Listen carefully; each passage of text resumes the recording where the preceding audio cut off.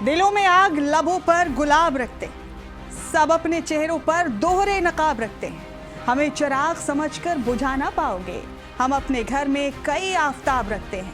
बहुत से लोग के जो हर्फ आशना भी नहीं, इसी में खुश हैं कि तेरी किताब रखते हैं। ये मैक़दा है, वो मस्जिद है, वो है बुतखाना, कहीं भी जाओ फरिश्ते हिसाब रखते हैं। हमारे शहर के मंजर ना देख पाएंगे, यहाँ के लोग तो आंखों में ख्वाब रखते हैं। राहत इंदौरी साहब को मैंने क्यों कोट किया, आपको मेरे इस वीडियो के लफ्ज दर लफ्ज समझ में आता चला जाएगा।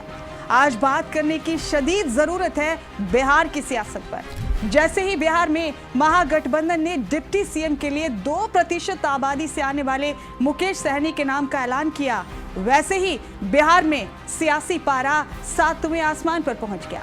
और इस ऐलान की सबसे खास बात यह रही कि इस ऐलान के साथ ही पहली बार बिहार के मुस्लिम वोटर्स का ज़मीर जाग गया कि आखिर हमारे साथ ऐसी नाइंसाफी क्यों, आखिर हमारे सारे हमदर्द सेकुलर दलों ने हमारे साथ इतना बड़ा धोखा क्यों कर दिया।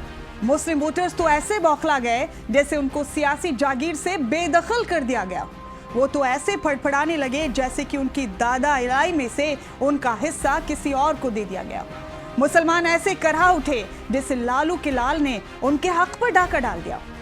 इसीलिए मुझे आज जरूरत महसूस हुई कि मैं उन अचानक से जाग उठे अपने मुस्लिम भाइयों को ये बताऊं कि आप बेकरार ना हो। आपकी तो इस मुल्क की सियासी जागीर में हिस्सेदारी कभी थी ही नहीं, फिर आपका हक हड़पने की बात कहां से आ गई। आपने तो खुद इन सेकुलर दलों को फ्री छोड़ दिया। आपने कभी भी देश की सियासी हिस्सेदारी पर अपनी मजबूत दावेदारी पेश ही नहीं की। आपने कभी भी अपने इन सियासी खास भाइयों से सवाल ही नहीं किया।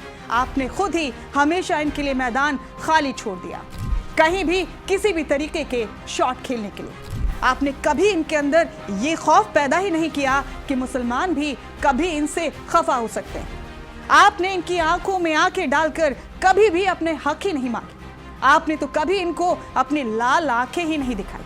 आप तो सिर्फ इनकी तारीफों में कसीदे पढ़ते रहे। और ये सेकुलर सियासी जमातें अपने लिए आपकी दीवानगी, आपकी अंधी मोहब्बत, आपके पागलपन को बखूबी समझते चले गए। आपकी इनके लिए इसी दीवानगी के सबब आहिस्ता आहिस्ता इस मुल्क में आप सियासी जागीर से बेदखल होते चले गए। और इतने में ही बस नहीं हुआ, इन सेकुलर जमातों के लिए आपकी इसी आशिकी ने आपको बीजेपी का भी सबसे बड़ा दुश्मन बना दिया। यानी ना खुदा ही मिला, ना विसाले सनम, ना इधर के रहे ना उधर के। मुझे अपने मुल्क के मुसलमानों से आज ये पूछने की बड़ी शिद्दत है कि आप अपने दिल पर हाथ रखकर बताएं कि अगर आपको लालू के लाल विधानसभा की एक भी सीट नहीं देते तो क्या फिर भी आप इनको छोड़ने की हिम्मत कर सकते हैं? क्या आज की तारीख में आप किसी और दल को वोट करने की हिम्मत कर सकते हैं? कभी नहीं। आप लाख चाहकर भी इन सेकुलर जमातों को नहीं छोड़ सकते।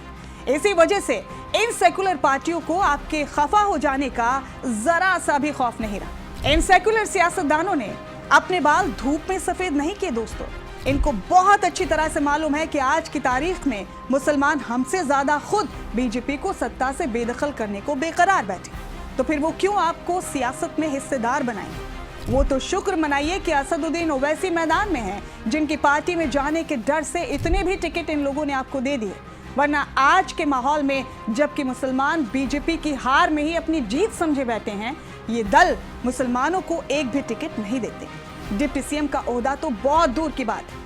आपके लिए इन सियासी जमातों का असली चेहरा बेशक पहली बार सामने आया, लेकिन सियासत के जो जानकार हैं, सियासत के जो माहिरीन हैं, वो ये बखूबी समझते हैं कि मुसलमानों से झूठी मोहब्बत का नकाब तो इन मुबैना सेकुलर दलों के चेहरे से 2005 में बिहार विधानसभा चुनाव के नतीजों के वक्त ही उतर गया था, जब बिहार में किसी भी दल को क्लियर बहुमत नहीं मिला था और सत्ता की चाबी पहली बार अलग पार्टी बनाकर चुनाव लड़े रामविलास पासवान के हाथ में थी। उस वक्त हुआ ये कि इन सेकुलर जमातों के चेहरे पर मुसलमानों की हमदर्दी के नकाब का भरम परखने के लिए रामविलास पासवान ने सारी पार्टियों के सरबराहों के सामने शर्त रख दी कि जो दल किसी मुस्लिम चेहरे को सीएम प्रोजेक्ट करेगा उसी को मैं अपना समर्थन दूंगा। लेकिन हैरत होती है इस सच्चाई पर कि इन सारी सेकुलर जमातों ने सत्ता से दूर रहना और अपने वजूद को दांव पर लगाना तो मंजूर किया, लेकिन किसी मुसलमान को सीएम बनाना मंजूर नहीं किया। और जानते हैं इसका नतीजा क्या हुआ? नतीजा ये हुआ कि बिहार में राष्ट्रपति शासन लगा दिया गया।